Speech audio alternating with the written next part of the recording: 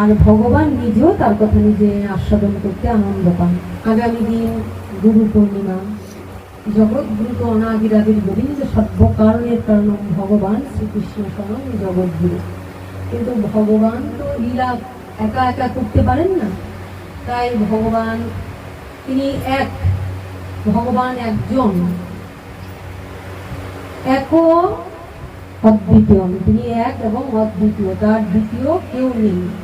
কিন্তু ভগবান চিন্তা করেন আমি যে লীলাটা করব, কিন্তু আমি কি করে লীলা করব? একহম বহুশ্যাম, আমি এক কিন্তু আমি বহুতে নিজেকে বিস্তার করব, বহুতে বিস্তার করে আমি আমার লীলা আস্বাদন করব। এবার বহু করে তিনি তার ভক্তকে আকর্ষণ করছেন, কারণ ভগবান যখন কোনো একটা লীলা করতে চান, যখন তিনি জীব শিক্ষা দিতে চান, তখন তিনি যখন জীবের মধ্যে নিজেকে প্রকাশ করতে চান, তখন ভগবান ভক্তকে আশ্রয় করেন। ভক্তকে আশ্রয় করে ওই জগৎ জীবকে তিনি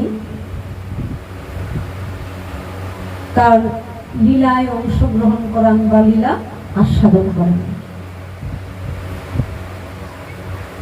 তো এই বলছিলাম যে কখনো যদি আমরা কাউকে ভালো লাগছে না, সহ্য করতে পারছি না বা দেখতে পাচ্ছি না, পাশে বসতে পারছি না, যখন ভগবানের কাছে আমরা বসবো তখন সবাই ভক্ত এবং ভগবান তখন একদম জেগে আছে।